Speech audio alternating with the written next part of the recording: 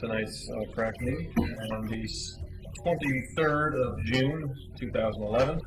Our meeting to order at 7:10 p.m.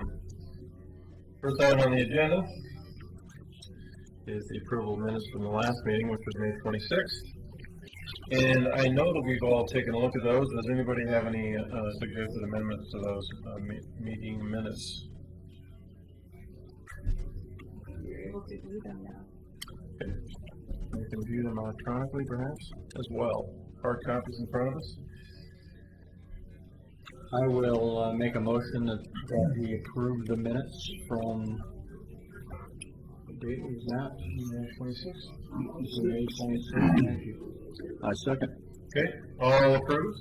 Or, excuse me, all in favor? Okay. Any opposed? Okay. Meetings have been approved from May 26, 2011. All right. Citizen comments, seeing no citizens other than ourselves. We will move on to 4 general business and a dog park update, which we don't have our usual dog park suspects here this evening, but I can ask anyone on the committee if they've got anything that was passed along, and then we could also go to maybe Scott has an update for us as well on that. Yeah, I can give you an update. Okay, great. I met actually with the two dog park members of this committee, Mike and Patrick.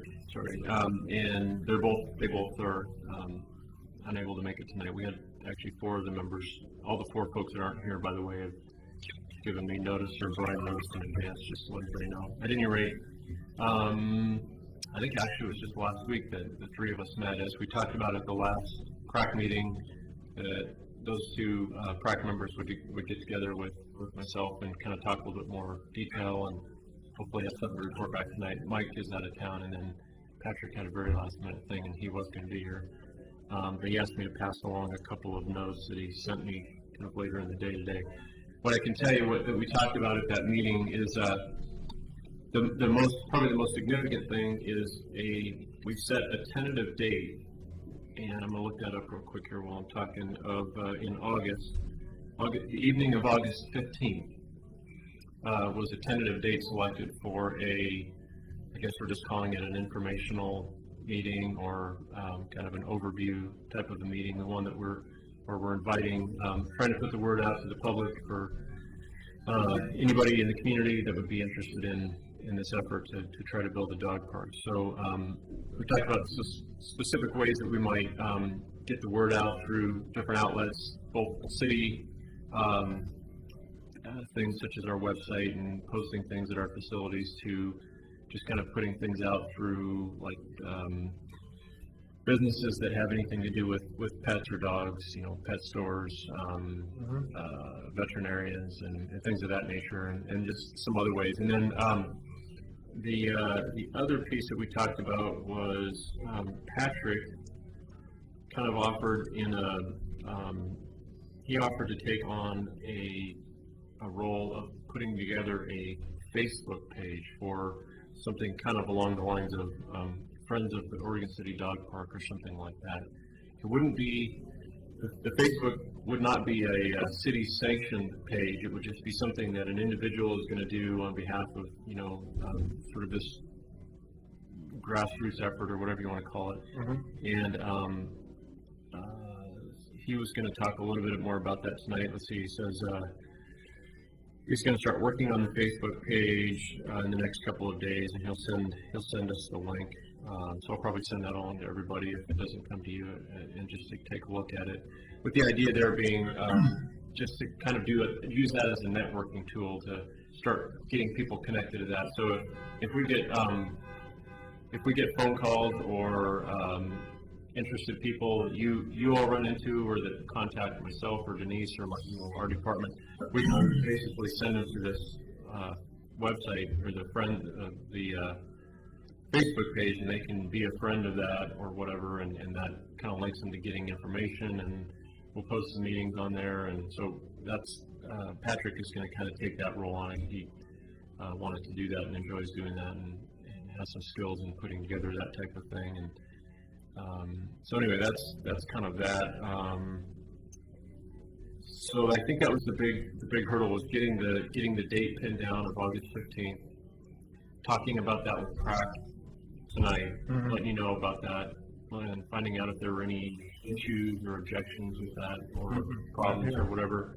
And we're working on setting a location. It might be right here in this room, or possibly maybe at our Pioneer Community Center or something like that. I think that's it. That's kind of we talked a little bit about a few other kind of, property things, but we really wanted to focus more on, let's try to get this meeting set up, start getting the word out to the community rather than getting too specific at the moment, and start kind of getting that word out and trying to get people interested and find out, and then have this meeting and maybe get a sense from the community of the interest level. So. Was there a plan to have any more meetings with staff? Potentially, yeah. We talked about maybe getting together again leading up to that meeting, because we want to have an agenda for the meeting. Don't want to just come in there and be unprepared. So yeah, we talked about leading up to that meeting that we get together again, and if anybody else on the committee here was interested, certainly trying to get that straw man together and have a rough idea. So, like you said, not spend a lot of effort in detail, but have a rough idea and enough of a presentation so that will generate more brainstorming and more activity. Look out for brainstorms. So that's kind of in a nutshell what I can tell you has been taking place. So. Okay. Two folks that we're going to talk a little bit more about that aren't here, so I can answer any questions, or we can pass along anything to those two in the meantime if you have any other thoughts or what have you. There's one more PrAC meeting before that meeting will take place, so we'll have another opportunity to talk before that meeting takes place. Well, I think that Facebook page is a great tool to kind of facilitate, discussion and community involvement without having to have direct meetings. I mean, what a great resource. That'll really help the conversation. I think, there might be a lot of the community that's not real savvy with that, but for those that are, what a great tool. I was going to say, a friend of mine who has a small timid dog was talking about what a wonderful setup they have at the Lake Oswego Dog Park, and how welcome she felt and how well her dog did. But she also said that the area around Oregon City has a lot of dog boarding places. She was doing some research that she's going to be going out of town. So those are also, I think, the folks that we would want to make sure that we've included in inviting.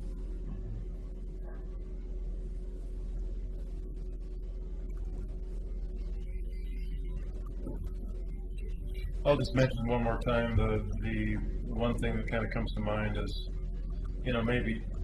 maybe it'll just not happen, but the idea of and this was looked at, I think, favorably, and certainly, we didn't talk about it after I said it, but the idea that the high school construction class and Brett Tucker could maybe tackle, we're looking out in the future after approval of the dog park, and where, when, and where. So let's just keep that on the scope, because there'd have to be some planning of that, because those grants don't come around but just once a year, or those grants they've been seeking anyway, the Metro Enhancement grants. So let's just keep that on our minds. Because money and funding is always, the first thing you talk about when you start planning something. Has anybody looked at what a parks list would look like for a dog park? A what? Excuse me? Like what it really does. Yeah, what it consists of, yeah. You know, that's something I think we can, the subcommittee can look into. And, typical or atypical, or, what type of structure beyond fencing and that type of thing. Yeah. Most ones I've been to, they have fencing. The better ones have some sort of source for water. The waste bags and trash cans right near them. And probably the spendiest thing is the fence and then the gates. The gates always seem to get trashed. Mm-hmm. But there's no shelter really. There's maybe a picnic bench in the middle of Yeah. it. But I mean, we could, if it worked out, we could have a shelter, very simple type shelter. Yeah, with a bench and chairs. Yeah. or something. Yeah. Just trying to forward things. Yeah, the subcommittee has talked about some of that stuff.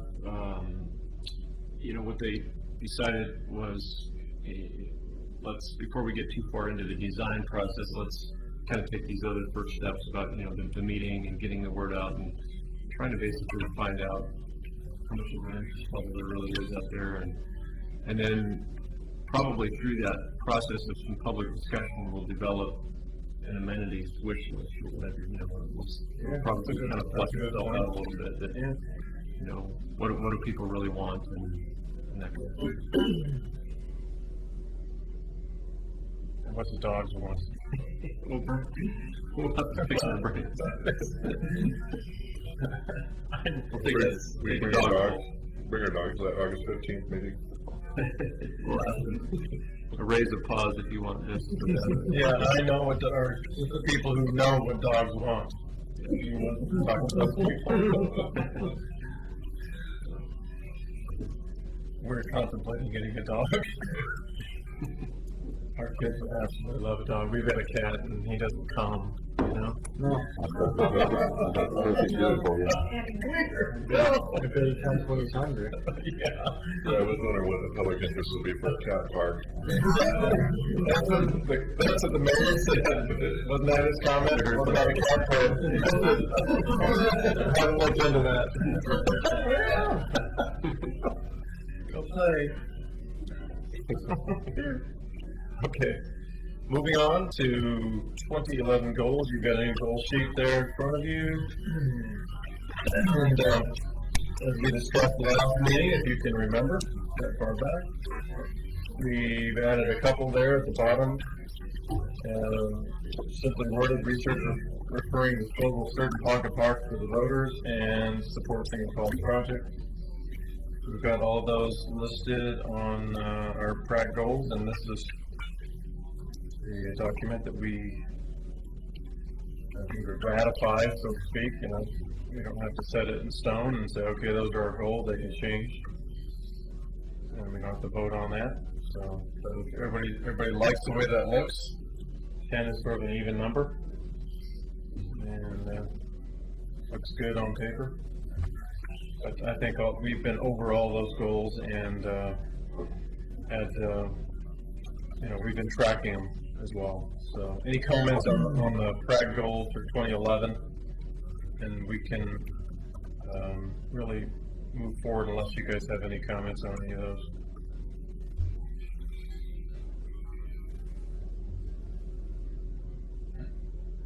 Maybe the one comment I would suggest is at some point, I don't want to get an update if there's nothing obviously to update, but from Marcia on the Singer Falls project, or somebody at the Rotary if she wanted to speak to that. Okay.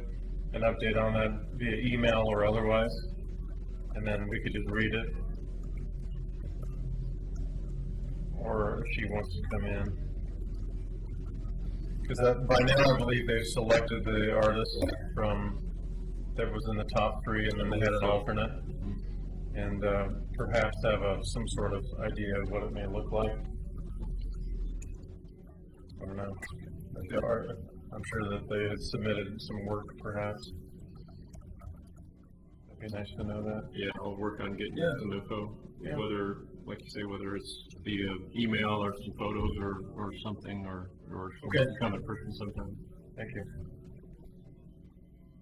So what's the naming of the trail linkages and standardized signage, what's that entail? Denise, you wanna kind of give a short update on that, where we are on that? Or Scott? Okay, go ahead, Scott. Well, yeah, well, you can probably talk about that connection stuff we've been working on. Part of this is some of the stuff that we've been trying to do with the linkage of, for example, the waterfront trails that we have, and bringing them through the downtown and linking them up, you know, on this bluff level or even further up the hill. We've done the identification signage on the promenade right here just very recently. The downtown Oregon City's Main Street program, the downtown program, is working on. They got a grant and will be working on this year some identification signage that actually links pedestrian type people on either on foot or on bike or whatever from the waterfront through the downtown and connects to here. And then on another level, we've been working on. That was a substantial grant, I think like $35,000. Yeah. It's in that So range. it's not a small project. No, and I've been in touch with Lloyd Purdy's our downtown manager, and we kind of did a walk and talk for about 2 or 3 hours one day a couple of weeks ago, where we looked at, you know, potential locations, and he's gonna try to use as a template the same look that we did for the promenade signage right here, so it has a consistent look. So I think that'll be good. And then, you know, we've been working on some other stuff that kind of connects to this goal, the trails linkage from our trails master plan, and we're working on kind of refining some of those connections a little bit. I don't know if you want to add anything or not to that, Denise, but I think also part of this, I'll let you talk. I'm sorry, just finish my thoughts and then I'll be done. And I think another part of this, as it developed as a goal, was that having identification around town for some key locations and things off of the streets or what have you. I recall some discussion at the PRAC meetings about that, but you know, whatever else you want to add, Denise. So we're looking at some realistic ways that we can get people from trails to sites. I mean, Brian has talked about it for a couple of years, you know, getting people to Carnegie, getting people to the Ermitanger and Stevens Crawford and McLaughlin, which you can do from down below if you knew where you were going. So we're going to do some wayfinding and trail connections through street levels and sidewalks, bike paths that are existing. So we're not going to be looking to acquire property and doing this more or less for the project that may take us a little bit longer still to do the signage just on funding basis. But we're looking at connections that are already existing, but making them identifiable, and then marking those identified ways to get places and or to use the existing trails and paths and connections just by letting people know they're there. So we're kind of working through that, as well as we're also still connected into the Metro Regional Trail System. And so there's a lot of work in kind of the backseat trying to get the intertwine and some funding mechanisms identified. And so we are tied into that Metro Regional project as well. So hopefully somewhere in the projected future, we don't know how long that would be, but there's a lot of work going into the infrastructure of designing how we can implement and find funding. Street, for instance, is a trail. So, you know, you wouldn't know it because there's no, I mean, it's in our information you can find in the city that 7th Street is I forget what level of trail it is, but it's a trail. And That's considered a trail, huh? Yeah. The sidewalks. so, well, like what Denise is saying is, you know, all you'd have to do is identify that it is a trail, and there it is. It's a trail. You wouldn't have to improve it. You wouldn't have to do anything to it beyond that.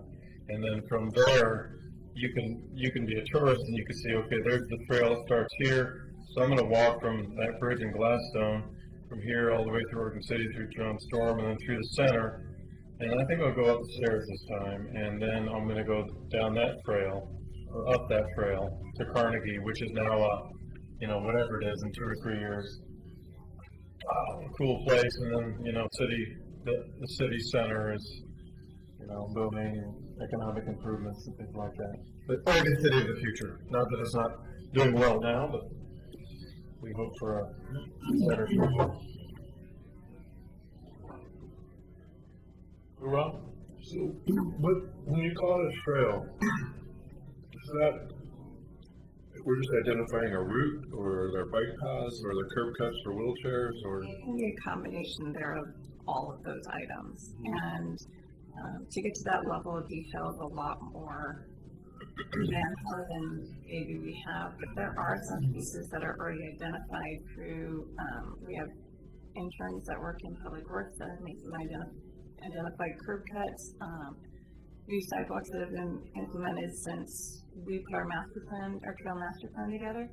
So we can culminate some of the work they've done with some of the stuff that we have, and then we can add in some of the linkages. And it might be there's stairs, there's sidewalks, there's single track trail, paved, gravel, you know, bark chip.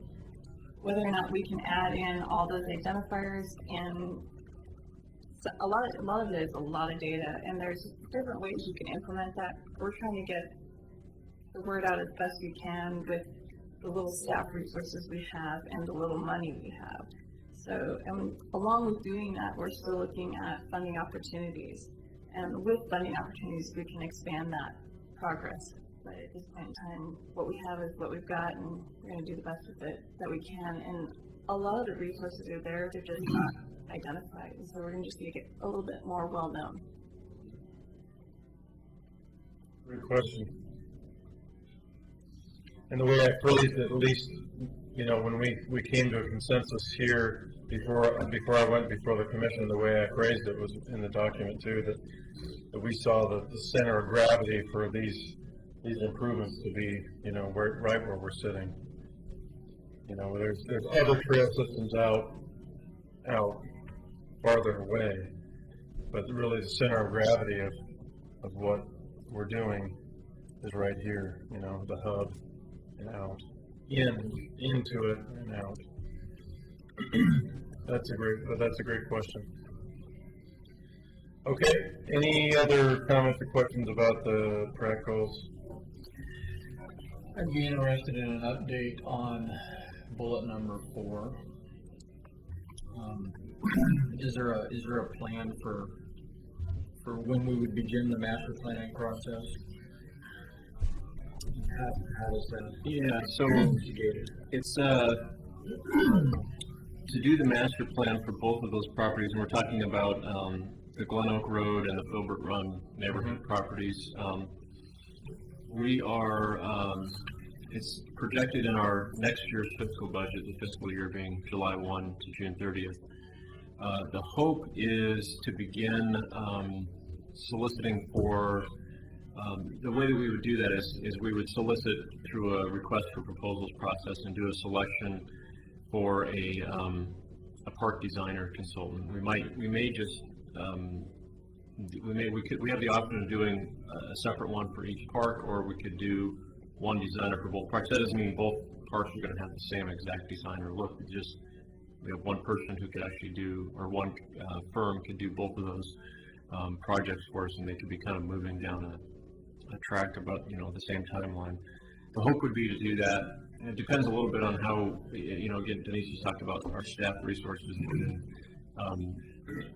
you're looking at as well as the administrative part of our department. This is the planning staff and the project management staff and the part-time, you know, recreation program management staff and all the other things that we do. So we've got a bunch of projects going on this summer.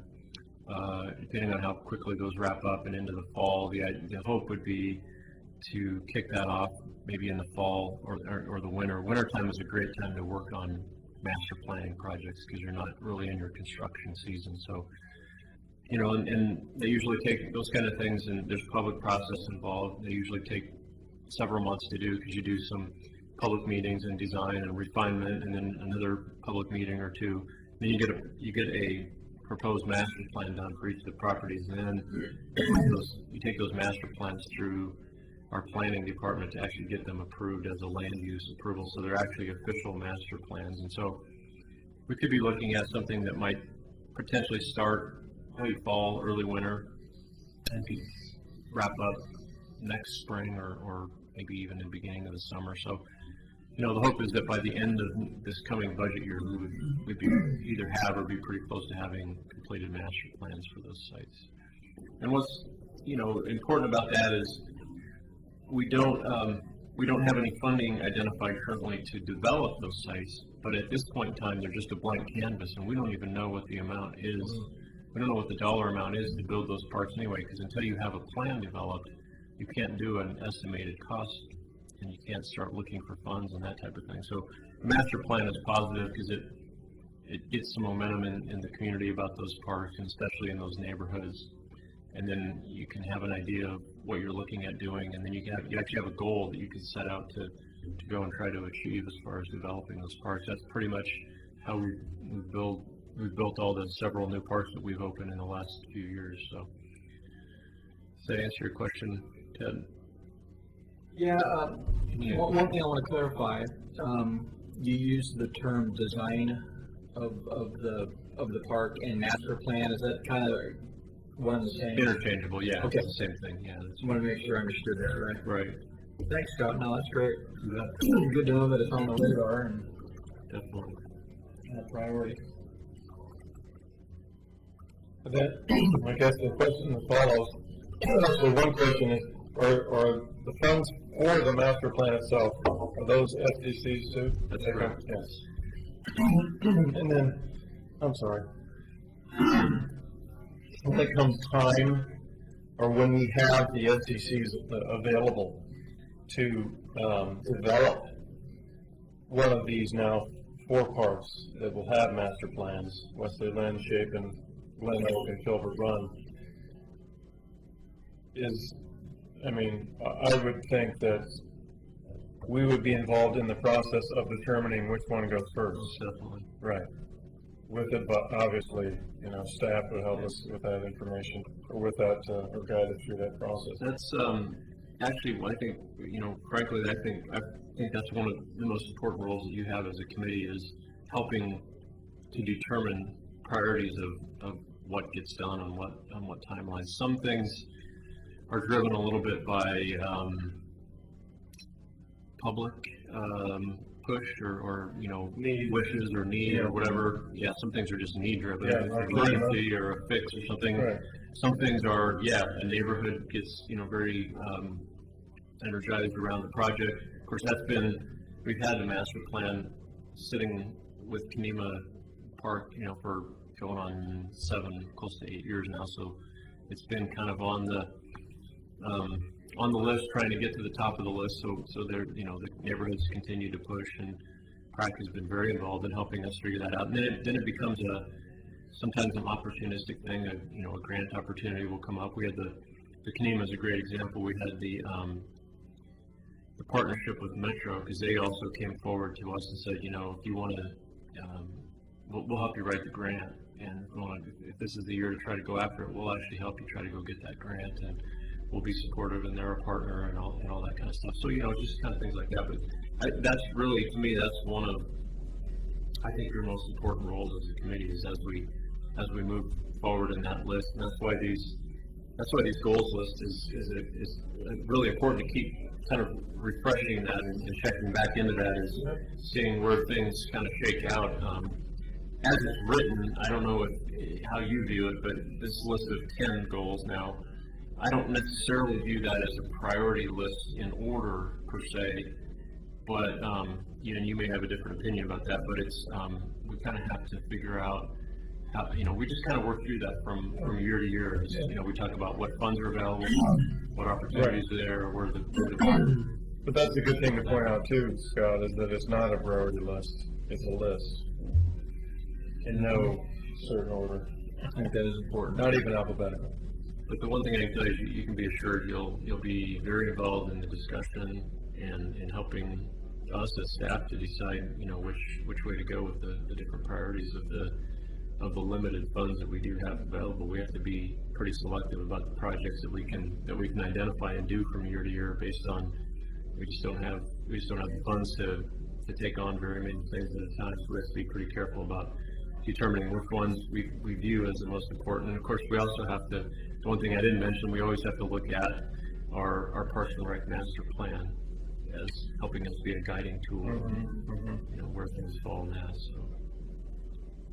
And I think, because we had the opportunity to get in on the Kanema plan a little bit late and to watch the dynamic of the community kind of reacting, and I think we can't overdo the preparation. And if I remember right, within the last couple of months, you were at the Caulfield Neighborhood Association, and there was a large discussion from residents about the development. Yep, about the Glen Oak Road property. Right, yeah, so all of these things build together, I think, and become opportunities, so. There's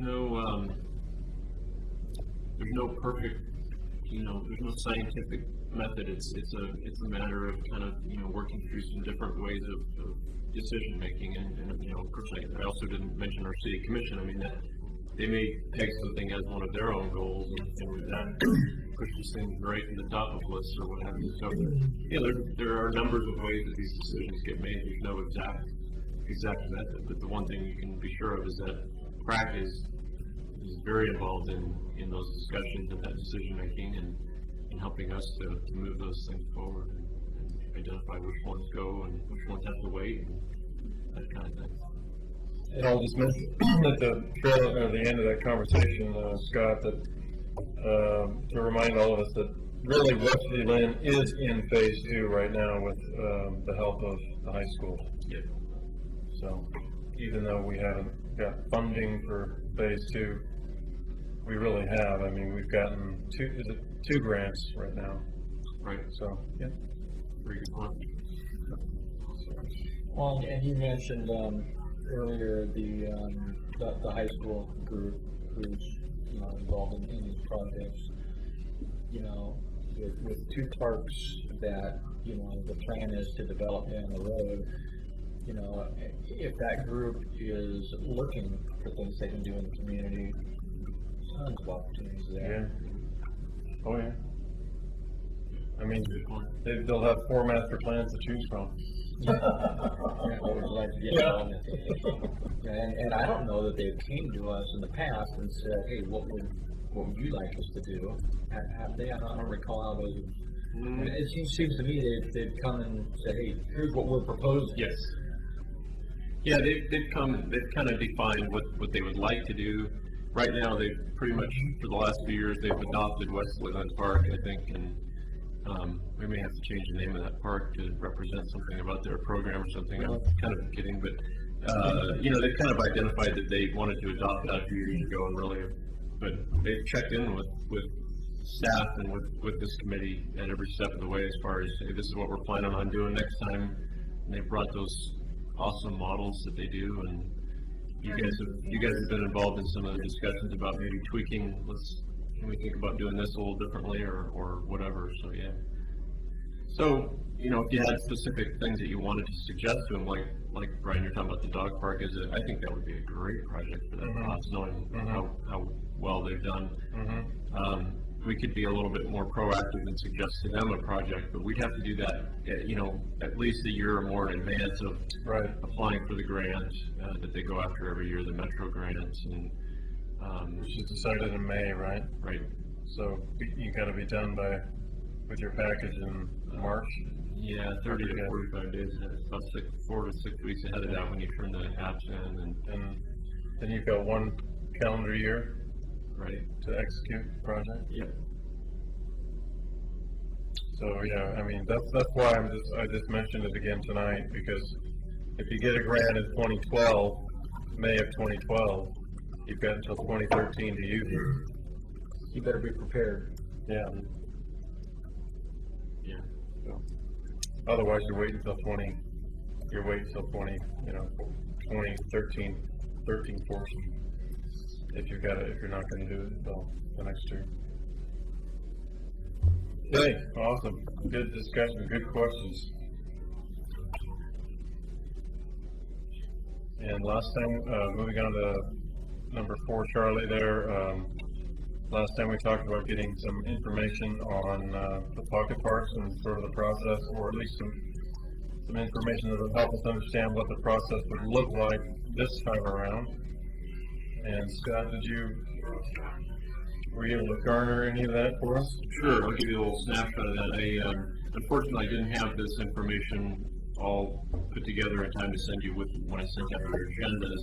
I didn't give you a lot of advance time on that, and I do apologize just having to do with amounts of work and priorities and what I can juggle sometimes, but I did send you just today, and some of you may have received that email, and some of you may not have even had copies of that. So I printed off, there are 3 documents at your place having to do with this topic. There's a map of the parks that looks like that, and then there's an item that is the memo from our city attorney, William Weisman, on July 31st, 2022. And then there's another document that is a commission report with the title of Proposed Resolution number blah blah blah, calling an election whether the city may sell, lease, or otherwise transfer or change the status of certain parklands. So that whole packet, and then the that's the city commission report that was done in August of 2002. And the attached resolution to that is the specific document that the commission had to approve to put forward the ballot measure that was done in 2002. And of course, we've discussed this, we know that ballot measure failed. But this is, you asked me to bring you back some more specific information so we could really start delving into this conversation. So the resolution is section 3, page 2. Yeah. That's where the resolution starts? Yes. Page 2, okay. And as you go through that, it gives you the specific listing of the parks that were put on the ballot before. But to make that more simple, that first, that one-page map that I gave you, I actually, in the yellow highlight are the 1, 2, 3, 4, 5, 6. The 6 properties that were put on the ballot are highlighted on this map. Those are the ones specifically named in the resolution. And you can take these. I printed them so you can take those home and have a little bit more opportunity to read into this, and you kind of get a flavor too from, for example, from the. I think I found this memo from the city attorney that was written at the time, kind of leading up to this decision to put that on the ballot. This memo gives some really good insight into the complexities of this issue. It's kind of talks about specific to Oregon City, but it also talks about some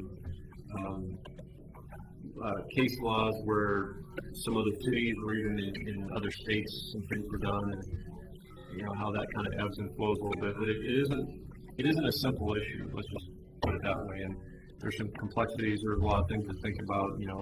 From just identifying which properties you'd even be talking about to, we talked about some of the things like, would we first want to give the homeowners association maybe an opportunity to have those properties as a parcel for their neighborhood, or whatever, and it just talks about a lot of the items that I think will be applicable to this conversation today if we go forward.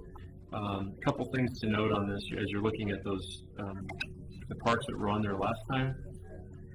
The one called Senior Citizens Park is no longer called Senior Citizens Park. We changed that name several years ago. In fact, the Parks and Rec Advisory Committee was a champion of that name change. I don't know if any of you were even here. Ted, were you around when that name change? You'd think, wouldn't you, as long as I've been around? Seems like forever. 15 years? I don't recall. It's been a number of years ago. Anyway, I should use that more often. That's the park that is kitty corner behind the Carnegie Center, the little park on the corner that is called Richard Bloom's Potts Park. I guess one comment I would make for sure is, I would tell you right now, I scratched that one off the list because a lot has been invested in that park since that was on this list almost 10 years ago. It was basically used to be just a patch of grass, but since then, there have been some grant monies invested in putting in a nice playground. B&B Leasing, Oregon City Garbage did as a private project donation kind of thing. They built the restrooms, some other improvements have been made. So at the time, it was a little used patch of grass. Now it's developed into a pretty nice little toddler park. So anyway. So, did in the information that you've just run into in the course of the last few years, and also in gathering this information, did you find out whether or not, I know that we talked about it in passing, but whether or not they could or I mean, legally or otherwise have an opportunity to, a neighborhood association, that is, could they have an option, or could it be their option to adopt one of these parks that we had identified as possible parks that we would dispose of? I believe the answer is yes. So I'd refer you to I think you'll get a flavor of that when you read through the memo from Wilson Weisman.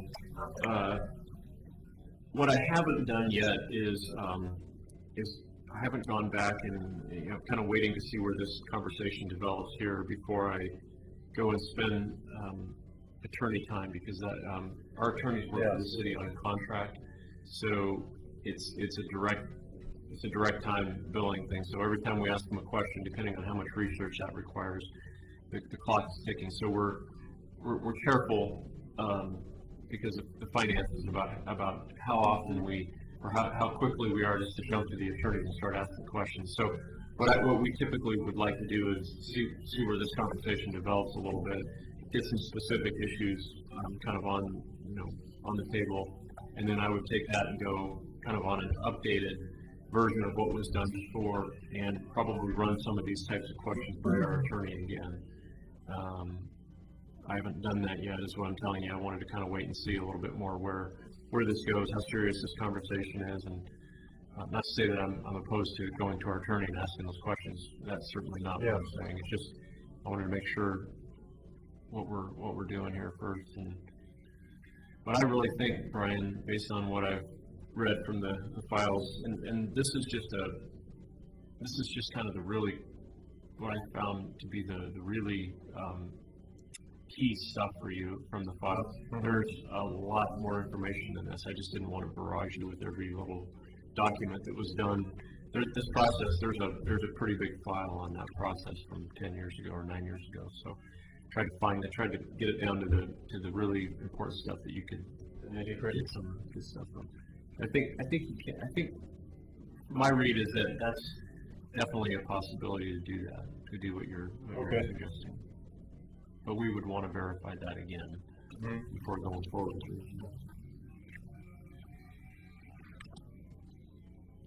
So I think that's kind of what you'd asked me to do from the last meeting to this meeting. I don't know if that gives you a good starting point for your conversation, if you want additional questions answered. Or no, I think we should let's all take a look at these documents, and then I think I always like to rely on the expert.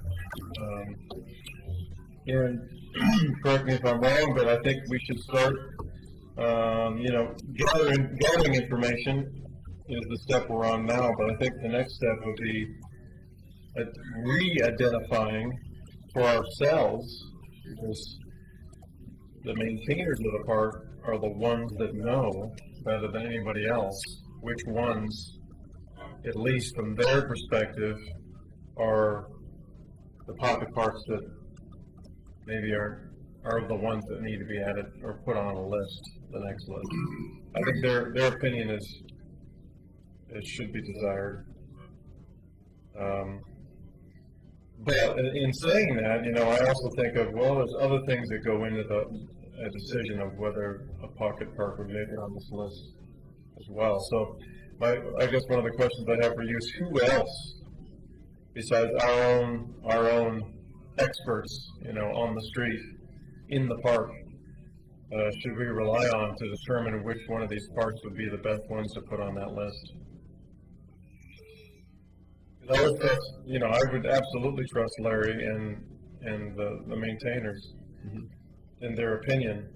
But then when you take that list and you say, okay, now which ones make sense from this and this and this perspective?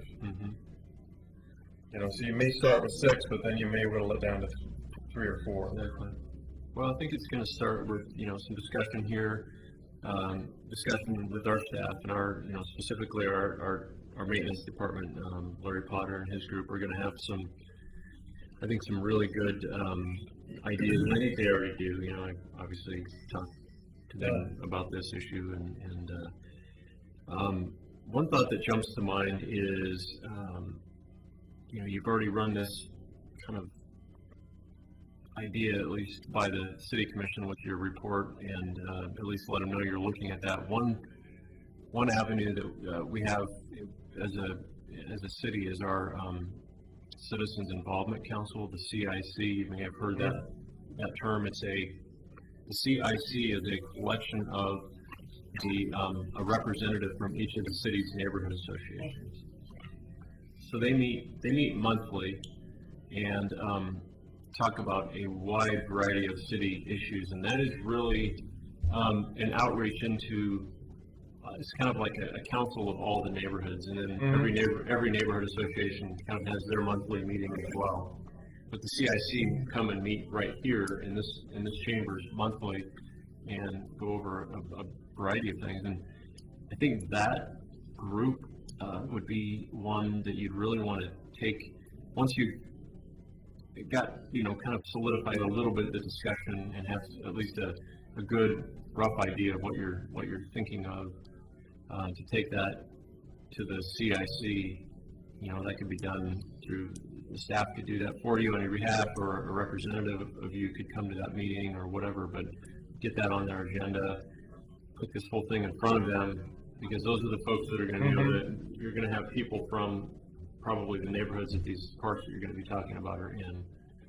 And you can also go directly to the neighborhood association meetings that the parks specifically reside in as you kind of define that list. It's different. The CIC. Good question. I'll have to double check. I don't remember which night they meet, but they have kind of a set monthly meeting, sort of like you do, or we meet on the 4th Thursday there. I could tell you in just a moment here. So. Is that an appropriate venue to further investigate the dog park? There's solicit involvement there. Yeah, that's a good question and a good suggestion. Pass that on to our dog park task force members. EPTF. Is that a task force? It's a task force subcommittee working group. Wow. Nobody even batted an eye when I said that in front of the state and the board and the commissioners. I said, they're on the task force subcommittee. I just said, and I looked across and nobody even saw that was a stupid joke. I'll just keep going. And I was like, I want to go. Still nothing. I had a couple of thoughts. It seemed to me that enthusiasm about looking at discussing further the pocket parks came out of the field trip that we had last summer. And it seems like there were several that don't have names that are also considered parks. Like right across from Singer Creek, if that's the one that has the disc golf, okay, there's just this little divot. Farmington Lynn is what that's called, yeah. Oh, it's called, okay. So obviously it doesn't show up in the list of 28 parks, but it does seem to show up on the map using, the code of parks being that darker tone, and it looks like there's another one just uphill from it as well. So I think that those were some of the things that sort of, in a real simplistic way, seem logical that they would need to be addressed. So that I want to bring it up. The other thing is, I remember, that there was a lot of discussion over, I think it was Ladder Park, the one just downhill from the swimming pool, and it's just a bunch of concrete, and many years ago, I think it's where the high dive used to be, and there used to be another pool. And I don't think we talked about disposing of it, we just talked about how can this be an asset rather than a liability in terms of an inventory of parks that belong to the city. So I guess I want to enlarge the discussion to not just follow what's been done before, but to really, bring some common sense and shine some light on some of these things. And I just want to clarify, I've just provided you what was done before, but this isn't necessarily, I'm not in any way suggesting, limitation to that thinking. Those are just kind of what were on there before, but no, I think that's a very good point. I think you've mentioned the triangle there at Charmin and Lynn as really a prime example. Scott, I know you've mentioned that a couple other times as a prime example of one of these areas that is really a burden. And I was just going to mention, give some input on your point, Brian, about other considerations, from the community. And the committee you mentioned, Scott, the Citizen Involvement Council, but I think this issue of the pocket parks, I think it's identified as a problem by the city. I don't see it being really identified by the community as a problem. So that's the direction I see it going, rather than communities, what are your issues with these? I think if I've got a little pocket park near my home and it's being maintained but really not utilized and it's really a burden to the city, I'm not going to raise my hand about it. So just that's my input on what yours says.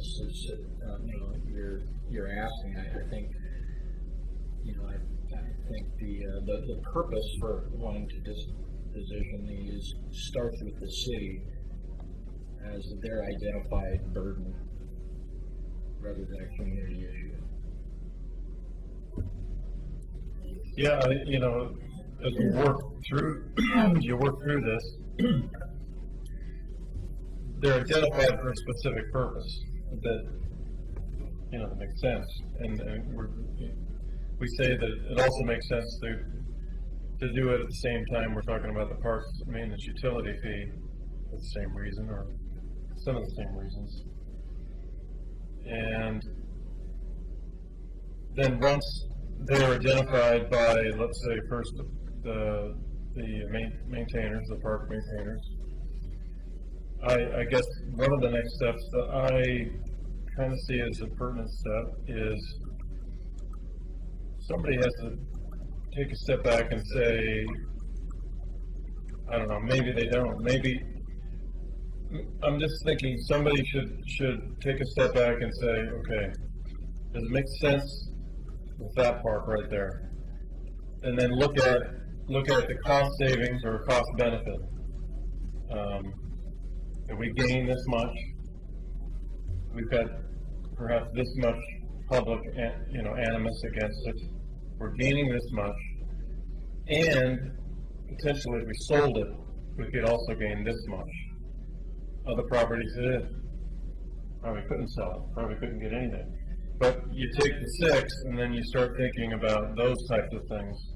You weigh in what the city has said that it was going to save us. And I think we could come up with a dollar amount. This would save us this much annually for this park. We could sell it for this much. And then we balance that against the city, the citizenry that doesn't want to get rid of it, or maybe there's a few people that, and somehow come to an agreement or a better idea or understanding of which ones would make the list, rather than And the CRC would be involved with helping us and the city understand which parks they really do care about, and perhaps even the ones that they'd like to take, adopt as their own. From that aspect, totally agree. Yeah. You know, Right. to get the feedback on, Yeah. on what the city's proposing, and I think that's a great point about trying to substantiate costs. Sure, cost benefit on Yeah, that. you could do that with, I think Larry could probably tell you, here's the average hours. Oh, yeah. Figure a little bit of depreciation for equipment use and all that Yeah, too. yeah. No, I agree with that. So is this list all inclusive? I mean, is it all, is everything, because I'm looking for I live right next to this Bernathy Creek one, right? I don't know where that is. But where the waterfront trail, what's it called, the Clackamas Trail, all that up in front of the water treatment plant, I was under the impression that was a Bergen City Park. It is. Yeah, I mean, it's a trail, so no, this is just kind of a snapshot of the park. It's not all inclusive. Actually have The better one in the community news, I think. Yeah. There's It's, a couple of trail news. it's similar. We've also got The front of the back. this, in case the conversation got really. Okay, yes. All right, Scott. Whole, the aerial of the whole city with every little piece of property on there for parks. So some of the things that are on that little map aren't necessarily, are on that, but you find on Rita's version of that. Actually, as this conversation develops, if we actually bring to the maps and stick on the wall, that's a good point, though. Not everything is on that. So I would love to acquire that one, if I could get a copy of it or the file to be able to print it. I could, have our original copy of my comments with people. Yeah, I can bring you, I can have copies of that made and printed here. It's not gonna be something that you're gonna wanna receive as a digital file, cause it's so detailed or whatever you're getting. It's, easier if our GIS folks print that for you. I can do that, yeah, I'd be happy to do that. But cool. How many else would want that? Just a little, kind of a straw poll there on that, and I'll make a few copies of it and just we can kind of share them around or whatever.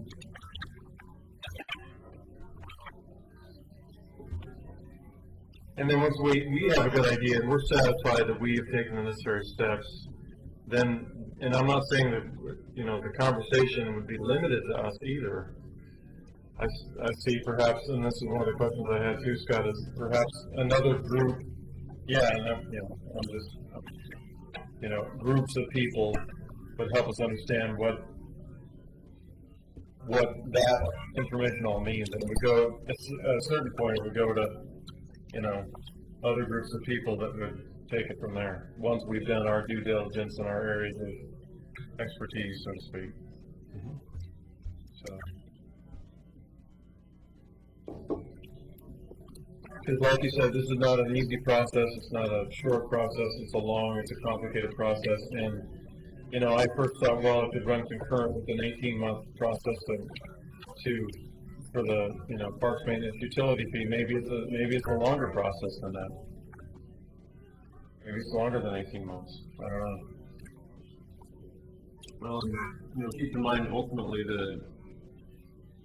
you're gonna have the political support with our city commission to have, to want to put that on a ballot. Yep. It's gonna be up to the city commission's gonna have to make, that recommendation. They're gonna have to support that going forward to a ballot, and there's political risk in doing that. It's not popular to ask the community to get rid of the park. It's a weird question unless it's, Ted, you made a really good point there a little bit ago, and then Brian, you've made some good points about how that discussion has to be framed. Otherwise, it makes very little sense to the community members going, why would I check yes to get rid of my parks? I don't get this. It really has to be carefully framed. Mm-hmm. There's political risk if you were one of the city councilors, city commissioners, would you feel it would be a very popular thing to put that on the ballot? So you have to think about that. It's not an easy issue to deal with. It makes sense when you have the internal discussions from an operational perspective. That's what we're talking to. That's the point you made. This is really what we're talking about is more of an operational issue. It makes a whole lot of sense from inside the organization and looking at it that way, but to the community member, and which probably to some extent is why it didn't pass last time. Granted, that was 9 years ago, different things, different times, whatever, but still valid points about that. Well, as we were going through the practicals, I was trying to envision how you would tell your neighbor that you want to eliminate a park and then also charge a maintenance fee. Seems they need to be broken up into 2 separate years or 2 separate agendas or something. Yep. It's a delicate discussion, that's for sure. Yeah, no question.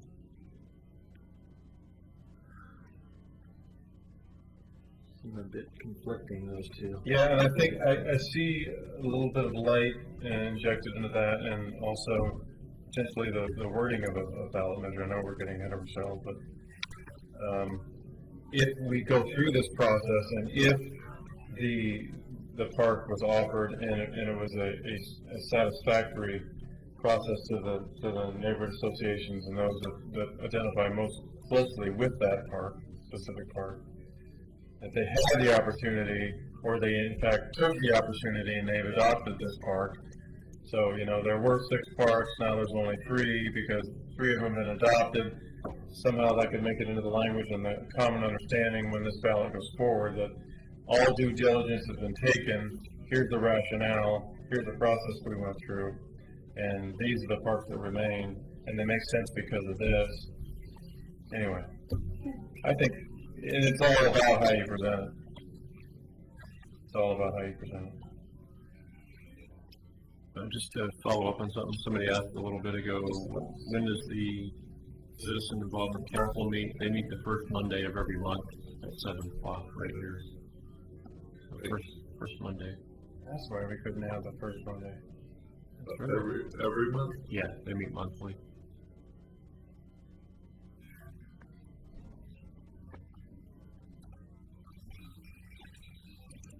Okay, I think we got a good start on that tonight. Anybody have any other comments or questions? Just go ahead and read your handouts there.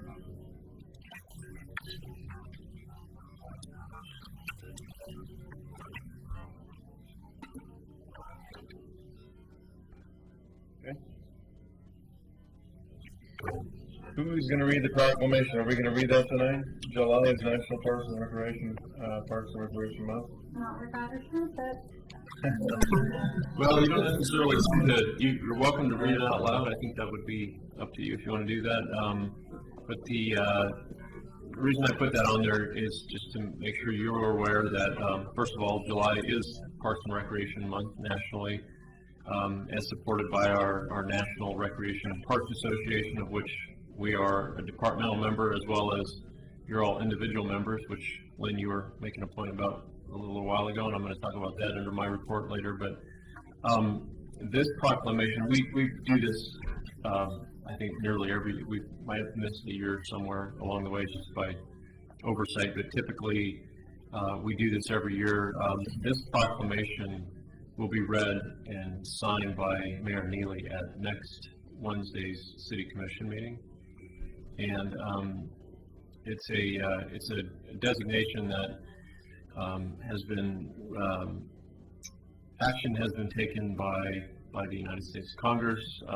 They actually passed some legislation designating July every year as National Parks and Recreation Month, and this is full of all the reasons why it's a good thing. Of course, the benefits and all the things that parks do are in this, and we're supportive of that at our local level. Our National Park Association that we're involved with encourage all of their park agency members to try to adopt this with their agency every year, and then then we try to hopefully do some awareness things. But it tends to be, just as it happens, July is probably one of our most active months where we're doing all kinds of things, and a lot of things going on, so there's a lot of awareness in our community about parks and recreation related things. So anyway, that's just an informational piece for you as a committee. The commission will hear that next week, and the mayor will read that proclamation and sign it. So you're welcome to read that aloud for the viewing public if you want to, or you can just kind of leave it at that, and people could tune in next week. Yeah, I think we're okay. Yeah, and they'll read it at the commission, right? Correct. Commission meeting. Yeah, it'll be, the full proclamation is read when we do that, yeah. Because I was gonna have Ted read it, but We've done that. That's it on that one. okay, awesome.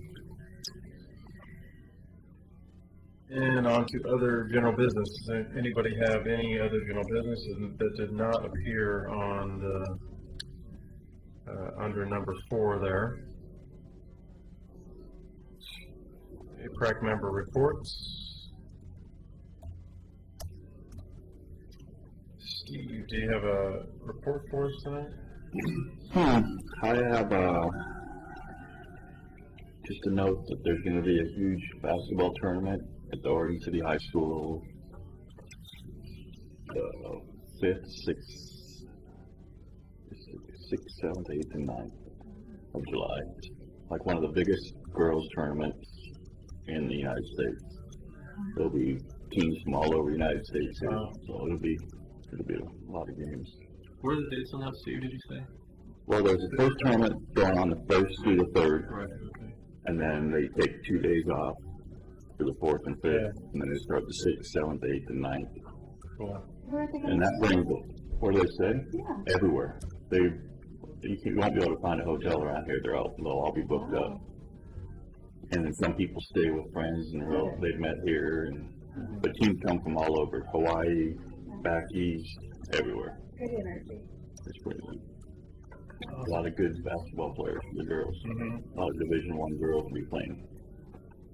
So you get to see all the Division I, because all the coaches and scouts come. So if you know anything about girls basketball, you'll see all the top coaches in the stands. And pretty neat. Cool. Pretty big Good to time. be back. Well, that's a great opportunity for college coaches to get visibility of Yeah, upcoming high school kids. that's one of the biggest tournaments they go to. Yeah. Is it always here? Pardon? Is it always here? Yeah, they call it the End of the Trail tournament, and Oregon City puts it on. They play at Oregon City High School, of course, at Jackson campus, Baker Prairie, Putnam, Clackamas Community College. They have to use that many courses. I forget how many teams there was. I want to say 200 something. I may be short on that, but there's a lot of teams. And your schedule will help something, right? I'm only going to do about 18 games on these days, so I'll be all right. That's 4 days. Yeah. We'll be all right. Sounds good. And your protein pills. What's is it all high school players? Yes, all high school.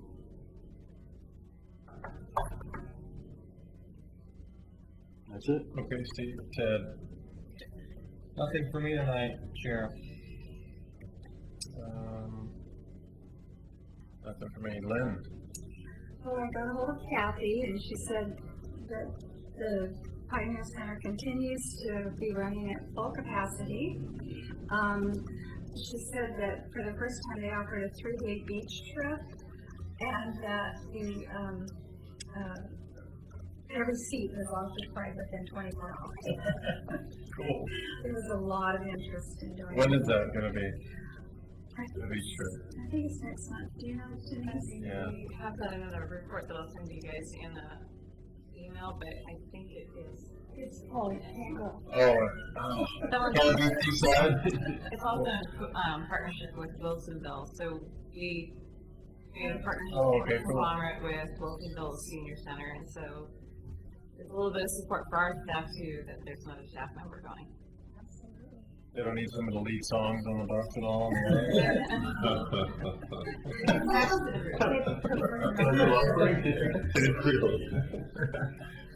And she said that the garden is growing very nicely, that they're already using some of the produce and preparing the meals on site.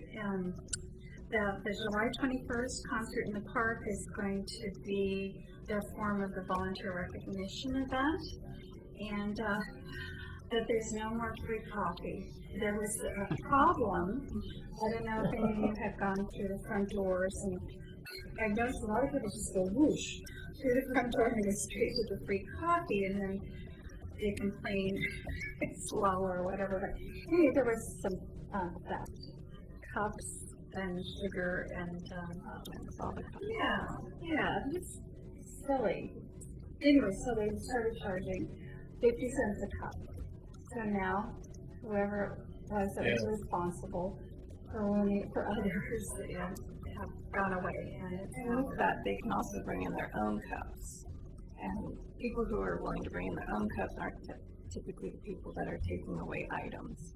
So we do have a lot of influx of homeless that come through, knowing that there's free donuts, which we get as a donation, and then the coffee's there. So we have a lot of pit stops that come through, and so it's deterring a little bit of some of the not necessarily friendly people that we would like catering into the facility. And then just on a side note, we also had a theft of our Wii system out of the facility, so we're trying to take a little more stock on who's coming and going and kind of alert to some of that, but that comes and goes with some of our vandalism as well. Not too bad to hear that. Yeah, it's, I'm sure, a very, very small number.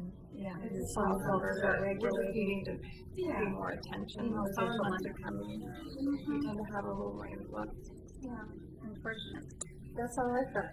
So those thefts were during the opening, or while the facility was open. So somehow the Wii made its way out. We're going to take some proactive approaches to how we put our systems in as we go along now, just to deter some of those factors. But for the most part, we have a great community that attend the senior center and are very watchful. Sure. We just had somebody take an opportunistic moment. And there's no cameras or security type. Okay.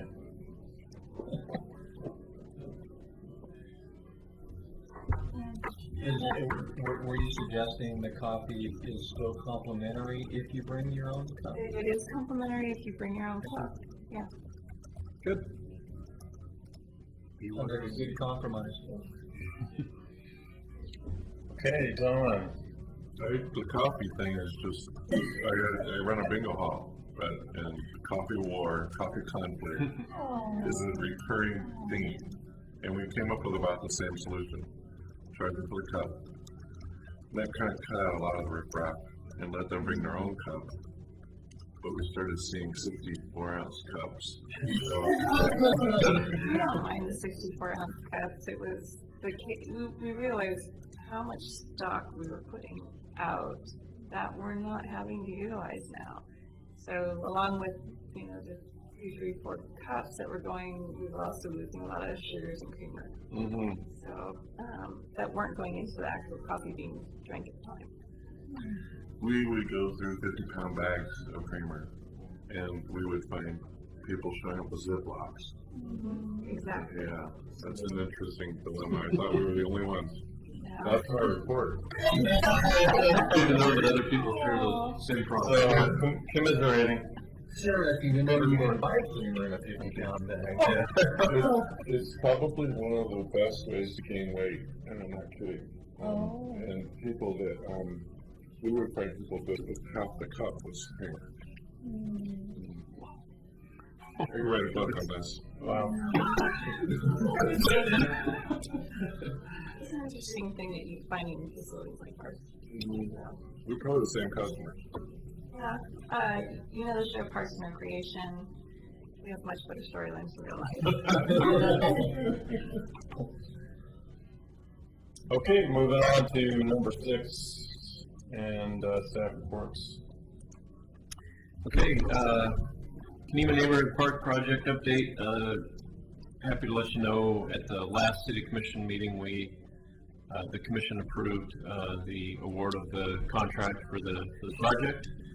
That was for, the contractor's Grant Construction, and, the contract amount was about, right around $323,000. One, really, good thing about that, the bidding was very favorable. Still a very favorable bidding market. Contractors are still hungry and competitive, and that's good for us because we get better prices. So we got favorable bidding prices, which means we were below our estimates, and so we're at this point in time anyway, we're under budget. One of the items, I think I had mentioned this to you before, but if I didn't, we had at the through those neighborhood meetings that we had with the community neighborhood back in the fall, one of the items that they really wanted us to consider doing was a restroom, even just kind of a smaller one, sort of a one person, like a prefab kind of a thing, not a big expensive one. And what we ended up doing, the decision that we made was, it wasn't originally part of our budget. We put that in our bidding document as what we call an add alternate item, which means the contractor bids on the base project, and then they also give us a separate bid within that, within their bid, that they give us a separated bid for this individual item that we can consider based on the sum or on the lump sum bids, how good or bad those prices are. We can decide to award the alternate item. So in other words, we get the base bid and we say, all right, we're going to award you award based on the base bid, and if that price is favorable enough, if we can afford to throw in the restroom, then we go to the contractor's price and we lump that into the contract. And we were in a position to be able to do that. So that's what we recommended and the commission supported. So we're going to be able to build the restroom. Even with that, we're still in a pretty good position budgetarily. We had through those neighborhood meetings, we had kind of done a little bit of wrangling of items in and out of the project to make some compromises for costs, especially since the neighborhood was asking for a restroom to be added in, which wasn't originally in the project. And well, then let's look at some items that we might do some cost savings. So we took a few things out of the project, kind of smaller things that you wouldn't necessarily even notice, but you know, like a small rock seating wall that could be a little bit expensive, but it wasn't that important to the neighborhood. So we just didn't put that in, and replacement of, there's a chain link fence that goes around the property on the kind of the ledge side. Originally there was a call to replace that with something a little bit more historically nice looking instead of just chain link. We took that element out of the project. So now that we've got these cost savings, we kind of know where we're at. We're going to take a look at whether we might be able to add some of those items back in. It's sort of like doing the project the way we hoped to do it in the first place, but we weren't sure. So anyway, we're on our way to moving forward on that project, and we'll be looking at doing maybe some change items within that. But we've got the contract awarded. We have a contractor. We're going through the process now of scheduling our pre-construction meetings with the contractor, and I'll keep you posted. Maybe by the next meeting they'll be out moving some dirt on the site and starting. So that's exciting news. It's a long time coming. So it's kind of the culmination of the process, like we talked about earlier. The questions about how do we do these master plans? Well, you know, when you first have to do that process of designing, and this is a park that went through that whole thing. And a number of years ago, it was master planned, and then had to decide where it was in the priorities list, and then we went after some funding and got a grant, as well as we use our own SDCs, and it does take some time to get these things to come together, but when they do, it's a good thing. So the grant real quick. So we matched it equally, right? 50-50. So if the project is a smaller dollar value, is it still going to be a 50-50 match? That's right. Okay. So yeah, it's on an equal level. They would reduce the amount that we receive because we're still paying. It's a 1-to-1 payment. Right. So regardless of what that final payment is, it's a 1-to-1. That's correct. So I think it's to our advantage though to add these projects in, because we're getting a two for one. We win one and we get another. That's right, yeah. If we underspend the project, which is a good thing, I mean, we're sure to do that. Right, but we are adding things that were needed, or, Right.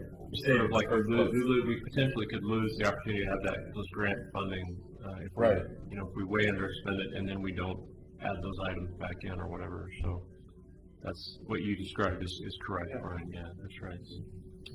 And then, I'm gonna let Denise talk about the next couple of items and then I'll pick it back up on the Ermitinger House item there. So Carnegie Spray Park renovation, we are on schedule, if not had made up some time. So we should be done prior to the contract deadline of July 15th. And we're really hoping to get there somewhere around July 4th. We do have, the nozzles are about ready to be piped in.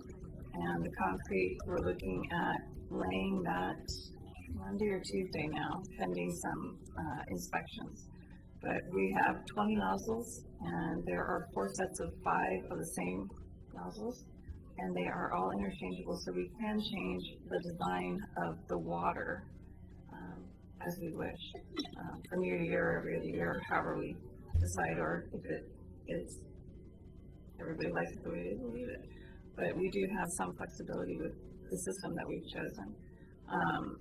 And we're really looking forward to having that open and hopefully before the deadline.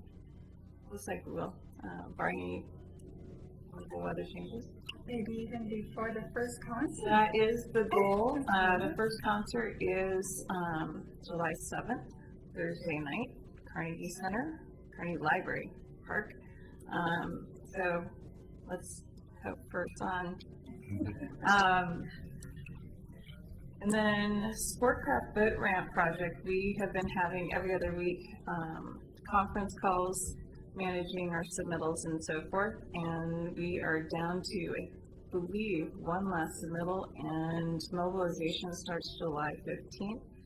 We are going to have the Sportcraft Boat Ramp closed from July 15th to October 31st. At this point, it looks like we are smooth sailing. All the steel, everything, docks are on schedule, if not already in storage and ready to roll onto site, which in this day and age is fantastic. So as of right now, everything is in before time or on time. Question, I'm trying to understand, is the boat ramp all Oregon City owned, or is it a public-private business thing? The boat ramp Oregon City owns, and leases to Sportcraft Marina. The boat launch is a public boat launch, that's our facility. Sportcraft Marina, the marina business is through a lease with the city to use and access through our land and also to use part of our land for their marina operation. But the boat ramp and that parking lot there is the city's, it's a public facility. The reason I bring it up is it has a business name on it. And it always kind of struck me as odd that was that a sponsorship, or is that it just evolved out of it? It goes back a long way. That's actually a really good question. I've thought about that, and I've never really come across anything. It goes way back, and I don't know which one came first. To be honest with you, I don't know if the business was first and then the boat launch, or if the boat launch was there and that was named that, and that's how the marina took their name. I really don't know. They've both been around for quite a long time though. That's a good question. But not to my knowledge, the boat ramp, I don't believe was built with any kind of donation or private funding. I'm not aware. I would think that we would have some kind of an agreement that we'd be able to find if that was the case. And that's not. What kind of came to mind again when I was thinking about park maintenance, and I was thinking that, and it's a little bit off your track, but you see these signs on the side of the freeway that I know they compete for to try to get their business name on we clean up this stretch of the highway. And I thought maybe there was a way to get some sort of benefit out of we clean up this pocket park, or we clean up this park. Adopt a park. Mm-hmm.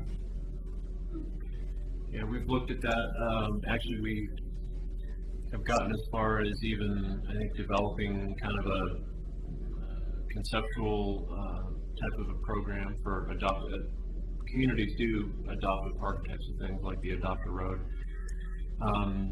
We've had some, not in a quite that official way where an agency adopts a park and just takes care of it, but we've had some, intermittent projects and things like that that have been done and worked out. Or the example, the high school construction group has kind of adopted Leslie Lynn Park, not maintenance, but for development.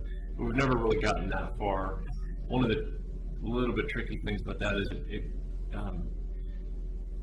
having volunteers is great, but it does take time, energy, resources, and skills to manage people, even if it's volunteers. And we don't really have a lot of staff. We don't have much administrative staff, especially, and it's we've kind of talked about the pros and cons of being able to just even to manage it or to promote it, and then how do we herd the volunteers or get people. So it's definitely a good thought. We've kind of drafted some language, but we've never really gone to that next level. And there's definitely some issues of doing that if we decided to do that. So. Denise, I'm sorry if you're going, while you're still on that, is the water levels having any effect on your start date or the project? As far as you know, do you anticipate that causing any issues? Water levels were, I believe, 18, 19 feet. This week was the report. They're projected to come down, and hopefully by our mobilization date, where we're going to start putting the turbidity curtains in, things of that nature for debris flow not to go downriver. That will be, we're projecting and hoping that the markers as predicted will come down to 9 feet and we'll be fine. We were worried earlier as we were moving through just, the steps of our process that the water hadn't been coming down as projected and per history, but it looks like we're back on track and starting to come down. Good. Yeah, good. We're That would happy. be I like that word, the turbidity. What was that? Turbidity curtain. Okay, cool. So then that debris doesn't get mixed up with the regular river debris? That's maybe, yeah. We were talking about Okay, that. I'm gonna look that up. So it's probably near history.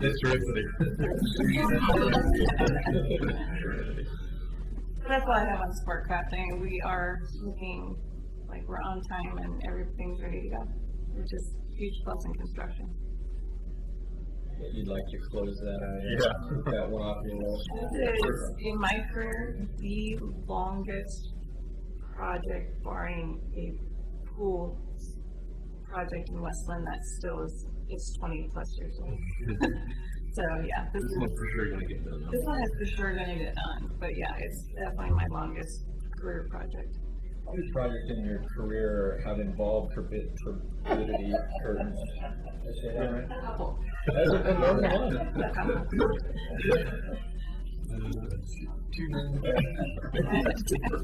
Turbidity is a terminology we like to use in the swimming pool world too. So, Yeah. yeah. You get to use that word a lot. Yeah. Has to do with water clarity. The Ermitinger House update. Oh, cool, I'm gonna incorporate that. Wait for that. I can't wait to see how you use it. Yeah, for the commission, next commission update. So just a quick update on the Ermitinger House is just kind of keeping you posted on what's going on. Nothing significant has taken place. It's still in that kind of, it's in a, it's still closed to the public, obviously, and we've kind of got it in a mothballed state. What is taking place right now is there's an effort with actually our city commission, our mayor and the commissioner kind of even behind this one we're putting together a presentation that we're going to kind of use to take around to some different agencies that'll I may, depending on how loaded up your next agenda looks, bring back to you and show you this PowerPoint presentation that we're working on at your next meeting. Probably be about a 5 or 10 minute item. It's basically an advocacy piece to take around to seek the next idea is that, the city commission, I think I've told you about the action that the commission has taken to pledge. At this point, they've basically put $125,000 towards the restoration of the house. We need a lot more than that to fully restore the house. It's at least somewhere in the neighborhood of 700,000 or more is the estimates that we've, been able to generate based on what we know. The significance of that house goes beyond just Oregon City's history. It goes to, the coin toss where the naming of Portland occurred in that house, in the parlor of that house. So there's historical significance to the city of Portland. So we're going to talk to Portland and see if they'd be interested in maybe partnering, because it's got some linkages there. We're going to talk to the county. We're going to talk to the state. It's the third oldest house in the state that's still standing. The early history of Oregon City it's all there in the Oregon Territory. And then, of course, we're going to continue our discussions with looking to the National Park Service to, potentially partner with us at some point in time. So we're putting together this presentation that we're going to utilize to kind of go and advocate and, use to talk to our elected representatives to DC and to maybe look at some federal legislation that would deed that house to the National Park Service and that type of thing. So those are the type of things that are kind of going on a little bit behind the scenes right now, but we'll start to come forward with those a little bit more as they happen. And like I say, I'll take a look at our next meeting and see if I can bring you that presentation. Okay, good. And then additional recreation update stuff. Do you want to give anything else, Denise? We had all our summer camps start this week. So camps are up and running at Rivercrest, which is our 6 to 12-year-old camp, and then we have Kids Connection and Aqua Camp at the pool, which are Kids Connection is the younger kids, and Aqua Camp is another span of grade school ages. Our staff took a week of training, and we are very excited to have camp start. And our lessons, we have waiting lists on our lessons again. So as much as we're expanding our programs and using every inch of water that we can possibly use, we are also still accumulating waiting lists. So we've expanded our Tot Docs to take on 2 lessons at a time, 2 class lessons at a time. Creative programming, we're really trying to expand every bit of our water into the programs, and we're still running into waiting lists. So good for us, bad for us. We're just not enough water for everybody's usage, but we're really trying to push the envelope, and our staff's doing a fantastic job of trying to utilize and be creative in utilizing the little bit of space that we have. And other than that, I think. Yeah, well, mention about the Rivercrest. Rivercrest Spray Park is open as of Tuesday. So we are running 7 days a week, 10 a.m. to 8 p.m. We have 2 dedicated staff running that facility, as well as assisting with maintenance in that park and nearby parks. And we use dedicated staff to that site because of our water quality testing and maintaining that facility. These are 2 new employees up there? We've done it for this is our 3rd year doing. I remember just a couple months ago you were talking about that as being a big need up there. And people are working out good? So far, yes. They've only been on for, I think, just over a week. So we did some training with them, and then they're still doing some training in other aspects besides the water aspect. And so they'll be on to regular shifts. They'll do 3 days of 10-hour shifts and a split 6-day. So they average about 36 hours a week, so that we can cover the testing and facility usage over Rivercrest, as well as spread them out through the maintenance.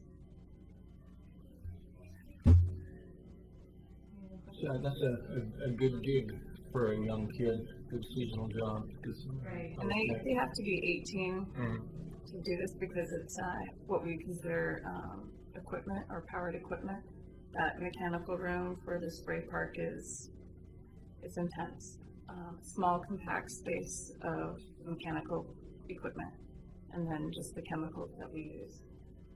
We do use the liquid chlorine and the muriatic acid to maintain our water quality.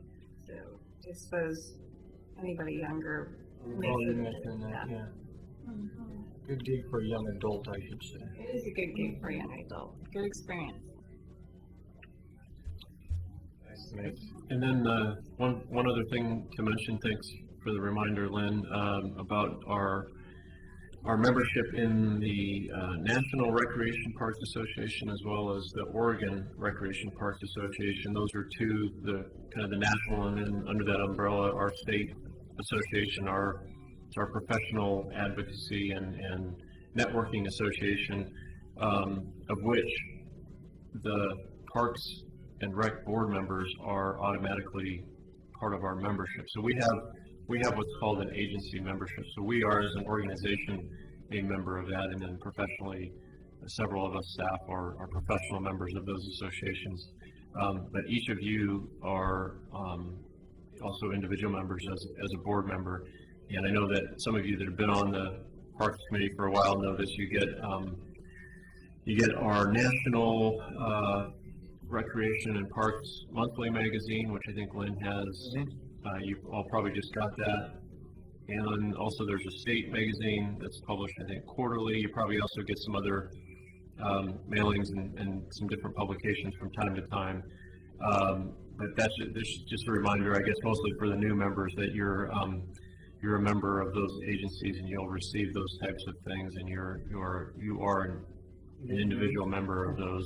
We've just, the reason that, Lynn, you've been on the board for going on several months now, but what happens is we renew annually, so they have the old membership list for a while, and then as we renew each year, we catch up and update our board list with them. So I think just recently we've updated both of them, yeah. So everybody that's on the committee right now should be up to date on those membership lists on those agencies. So that's just to let you know that if you didn't already. And that's it. And then if I could too, just on your next item, the scheduled meeting date, you've got your July meeting scheduled date there. I just wanted to kind of pull you in advance so I can plan appropriately. Typically, you've not held an August meeting. That's sort of been the practice. Your bylaws require you to meet 9 times a year minimum. You can meet more than that. And you've typically met 10. You've met 10 times a year, with the months of August and December taken off because of August, just because it's sort of the last push of summer vacation, and then December because it's always right around the holidays. So I just wanted to sort of get an advanced idea from you so we could plan whether or not you still plan on doing that, or if you want to hold an August meeting, or you don't have to decide tonight. You can always decide next month if you want to hold the next month meeting or take that off, depending on what's going on. That's kind of up to you. Well, I think it's opportune that we heard that the dog park planning meeting is mid-August, so it's quite possible that we could use that volunteer time showing up instead. Yeah, one thing that we're very cognizant of is you're doing this as a volunteer on your personal time, and we don't want to, we want to be cautious of that. You're generous to give your time, so that's also kind of why if you can take a month off a couple times a year, that's kind of a nice thing for you too. So yeah, and especially if you have an extra meeting thrown in there somewhere that wasn't expected anyway. So. I like the sound of taking August off, so. I do too. And then we did miss a month on plan earlier this year. That's right. So that would be 9 this year then, but that still stays within our bylaws. We plan for August and December. Yeah. I like the idea of that. I think it's not uncommon to see attendance sometimes in the summer months too. Yeah. As this meeting might be a good example. Exactly. And it might rain a little bit. Okay, so we'll just remind everybody next. In fact, let's maybe send out an email to that effect. Is that, since there are, we're not all here, can we just send an email out as a reminder? Yep, the next meeting is the 28th. August meeting is We'll be on recess, let's call it recess. And therefore the July meeting is imperative. Yeah, that's, well, it is one way to say it. Okay, make the next meeting. I will do that reminder for you.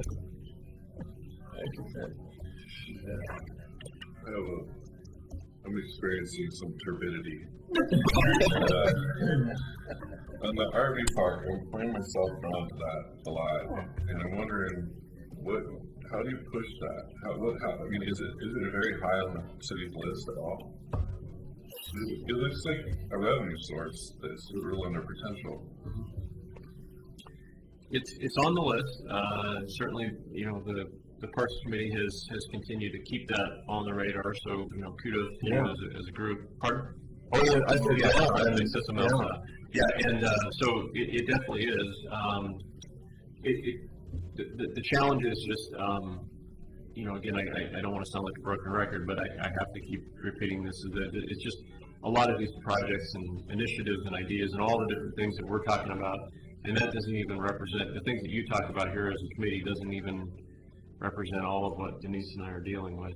It's the big stuff, but there's the day-to-day operational, and we deal with personnel stuff and the budgets and all.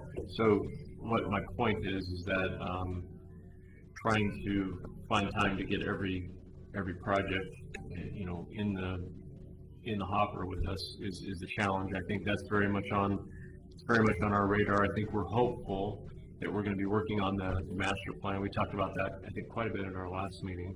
Yes. The next step, and we do actually have some funding available to do that with, is a master plan to update the design, and then just kind of keep pushing it, keep talking if it's of interest, and if especially if the rest of the group is supportive, which right now it is because it's on your list. That helps. Yeah. But it's also, we've got these projects and different things that have been worked on prior to now as well, that are just now coming to fruition and being worked on and trying to get done. So it's a staffing issue. We're trying to do as many things as we can. It's a little tricky. So keep pushing us and reminding us, and we keep kind of trying to work things in and balance that workload as well with what we can realistically take on at a time. So, but yes, and it's something that from the staff perspective, just so you know, we very much want to do that as well. Scott, would it also be a possibly productive approach to go to a city commission meeting and maybe point out that you are a PrAC member and this is something that we discussed, but maybe point out that you're not there as a representative of PrAC, but maybe propose that question to the commissioners and express your interest in that, and express your vision of what it could be. And I mean, would that be a good approach to go that direction?